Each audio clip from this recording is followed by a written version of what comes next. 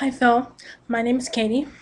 I'm from Kalamazoo, Michigan, and I have to tell you, thank you for this week's selection for LikeTotallyAwesome's movie review. Dr. Horrible's sing-along blog. Oh my gosh. I gotta tell you, I am such a big geek that as a birthday gift, I not only have the movie, but I also have the companion book that goes along with it. It comes with the sheet music and the lines and notes and production thing. Oh, I'm a geek. Sorry. I love this movie. I really adore it. Um, I'm looking over here because I'm such a geek. I made notes.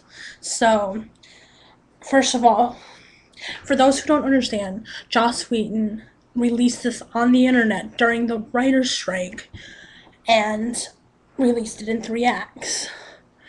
And I gotta say, for one thing, I like the fact that when they put it out on a DVD, they kept it as 3 acts. That to me it kept it flowing. Because I think if they took out the little buffers between the acts and just let it flow, I kind of feel like it would lose something. It would lose the the change in setting, the change in mindset. Because if you look at it, you got to look at it from 3 different mindsets.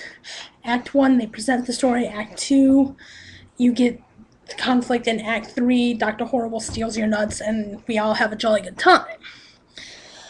I also like the fact that just because of the fact that it was released via the internet, it was short. I liked that. I think what it did is it kept it fresh. It kept it from becoming too wordy. And I think the problem is if it was extended, it would become too muddled down. Right now, it's at 48 minutes, and it's short and to the point. There's no bullshitting. I like the fact that there's no bullshitting in this, so I think that's great. Um, let's see. If you get the chance, if you get the chance that it has, you get the disc with it on this on it. Watch Commentary the Musical. Commentary the Musical is funny as hell.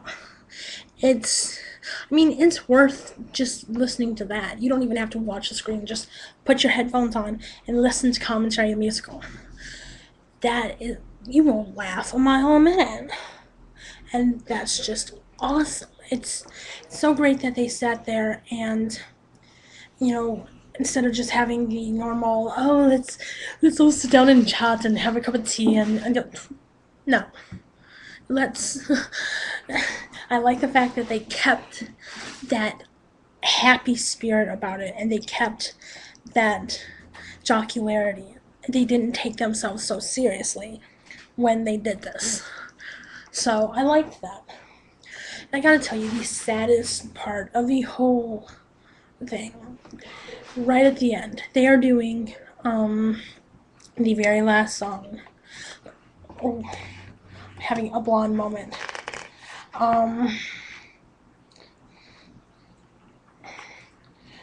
The very.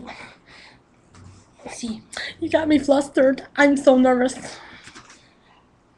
Oh, it's called Everything.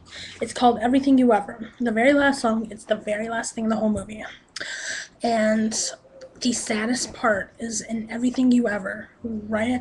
It's that last second. Because up until that point in Dr. Horrible's sing-along blog, Dr. Horrible was taking over. Dr. Horrible. They even do a song about it called Slipping, Taking Over. And for that split second, right at the end, the saddest part of the whole movie is when the last 2 words are Billy, not Dr. Horrible, but Billy, saying a thing. It's just him going, a thing. And to me, that sums a lot of things up. He got what he wanted in the end. He got himself in the Evil League of Evil. Bad Horse, is on his side now. Every excuse me, everybody knows his name. Everybody knows who Dr. Horrible is now. And yet, that one thing he wanted, Penny, that's how he got to this point. He destroyed her to get what he wanted. And that hurt him more than anything. So that split second of after you see him doing debauchery and, living it up and being accepted, and you see Bad Horse and, everybody else, and yet you see that very last second is it's none of the other stuff.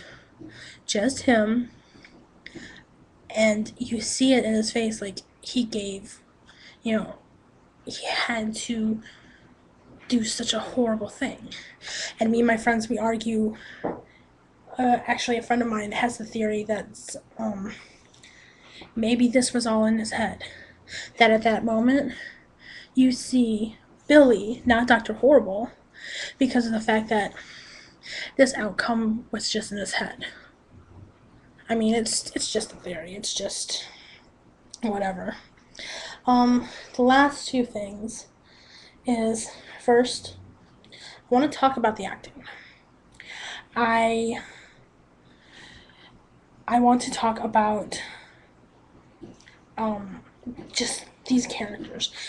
For one thing, it's really cool that Joss Whedon invited, there were actually the news reporters. Those were actually, from what I heard, those were two writers that worked with him on Buffy the Vampire Slayer, which I thought that was cool. I thought that, he kept it in the family and, worked with them. I gotta say, I loved the performances by the three principal actors. Neil Patrick Harris is amazing. I mean, it's pretty much illegal for me to not like him because, it's in the gay bylaws or whatever. So you have to love NPH. I love Nathan Fillion in this. Nathan Fillion in this, you get to see, he has that smarty pants kind of attitude on Castle, and you see that smirk when he did Firefly. But it was really cool that he got to, take that, boyish smirk charm and just, be an ass. I like the fact that Nathan Fillion just took the idea of being an overbearing, egocentric, superhero and rolled with it. And I think the thing is like, when you have the awe-inspiring Neil Patrick Harris and the insanity, the, just complete unabashed forwardness of Nathan Fillion, Felicia Day kind of falls underneath them. Felicia Day kind of gets lost in this, which is kind of sad, but I think it was necessary because honestly, I think that if she would play it up as much as Nathan Fillion did or Neil Patrick Harris did, I think that it would ruin the performance. The subtlety is that she is that calm and is that quiet, and that allows the other two characters to be so forward and so bold. The last thing is, I really want to say, I loved the music. Not just because I'm a geek. I love the music due to the fact that this is one of those movies that involves music, that you can take the music out of the movie and still have it be relevant. There's a lot of movie musicals that you take the music out of it and you're kind of like, it's, it sounds like it belongs in a movie musical. But this, yes, it's over the top, it's, insane, but at the same time, especially when you have a song like Penny's song, where she's telling her story, if when she sits there and she has, you know, this quiet, almost sadness about her in her voice, you know, this is the point where I'd say, you know, I think that yes, you have to know the context of the movie, but you take that song out and you understand the fact that she's, you know, she's just this quiet, shy girl who just wants, you know, this homeless shelter built. And that's what I love about it. Like I said, I mean, you can take it's insane, you know, it's theatrical, but at the same time, you take this music out and it's so relatable, and that's what I love. I love the fact that it's still relatable no matter what. So, thank you again for letting me be the inner geek and watch this again. I love you. I love you. I love this movie. Ah! So, anyway, thank you. Thanks.